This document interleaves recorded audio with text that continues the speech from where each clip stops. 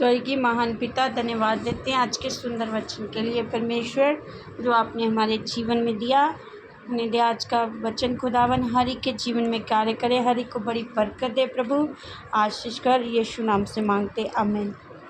हम पढ़ेंगे पहला कुरिन्थियों 15 अध्याय उसका 51 और 2 वचन। देखो मैं ये भेद की बात कहता हूँ, हम सोएंगे नहीं परंतु सब बदल जाएंगे।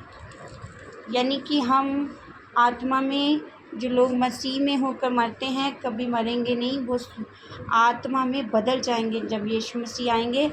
और यीशु मसीह के आने के बारे में यहाँ लिखा है कि देखो मैं तुमसे भेद की बात कहता हूँ, हम सब नहीं सोएंगे परंतु बदल जाएंगे, और वे क्षण भर में पलक मारते ही अंतिम तुरही फूंकते ही होगा, क्योंकि तुरही फूंकी जाएगी और मुर्दे अविनाशी दशा में उठाए जाएंगे। हम बदल जाएंगे। हालेलुया। हम सब बदल जाएंगे। परमेश्वर हमें अविनाशी दशा में स्वर्ग पर उठाने के लिए आ रहे हैं, और अंतिम तुरही फूंकते ही ये सब होगा।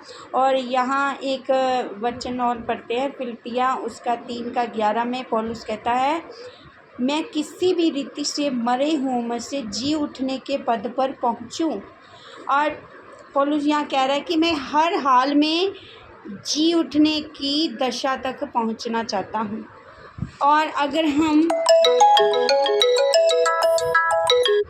अगर हम परमेश्वर के कामों को करते होंगे, तब हम जी उठने की दशा तक पहुंचने पाएंगे।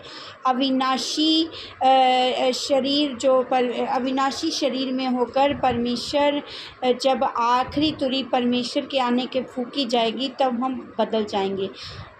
आँख झपकते ही बदल जाएंगे। ये सब तब होगा जब यीशु मसीह आएंगे। इसलिए जैसा पौलुस कहता है कि मैं उस तक पहुंचना चाहता हूं, कि उस जी उठने तक पहुंचूं।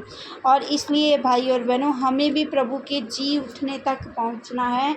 हमें भी प्रभु के आने पर जी उठना है। अविनाशी शरीर में हमें भी पलक झपकते ही बदलना है। ये सब तब होगा जब हम प्रभु के साथ एक मन एक चित्त होंगे।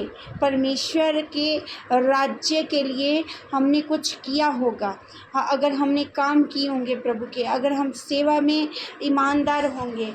और मैंने आपको पहले भी एक दिन बताया था कि सबसे बड़ा वरदान है आज्ञाकारिता, ईमानदारी, और प्रभु के राज्य में खड़े रहना, बीज को और हर तरह से प्रभु के राज्य में वचन को बोना, हर तरह के बीज को बोते रहना, ताकि परमेश्वर कहता है कि जब मैं आऊँगा, उसने अपनी फसल को काटना है, तो परमेश्वर ने गेहूं को अलग करना है, भूसे को अलग करना है।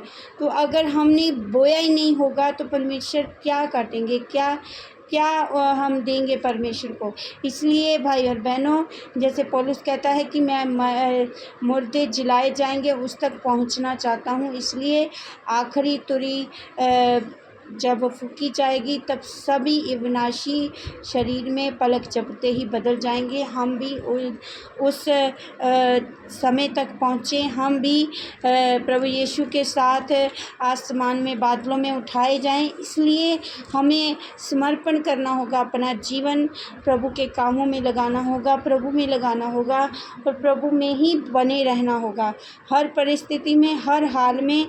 क्योंकि हमारा परमेश्वर हर असंभव काम को संभव करने की क्षमता रखता है। जो काम हमसे नहीं हो पा रहे, परमेश्वर कर सकता है। इसलिए आप प्रार्थना में हर एक चीज़ जो आप नहीं कर सकते, परमेश्वर के आगे रखें, परमेश्वर के हाथों में सौंपें।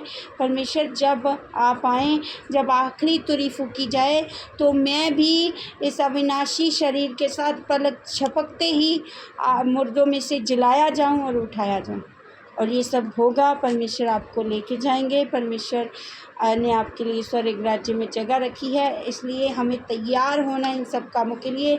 जैसे पौलुस कहता है कि मैं अपने जीवन को लाभ का नहीं, मसीह में मैं अपने जीवन को हानि का समझता हूँ, क्योंकि परमेश्वर के काम करना ही मेरे लिए सबसे अहम है। परमेश्वर का काम करना मेरे लिए महत्वपूर्ण है। इसलिए आप परमेश्वर की बाट जोते रहें, परमेश्वर के कामों को करें। जबकि आखिरी तुरही फूँकी जाए तो हम सब परमेश्वर के साथ उठाए जाएँ। हालेलुया। इस वचन के द्वारा प्रभु आपको ब्लेस करे।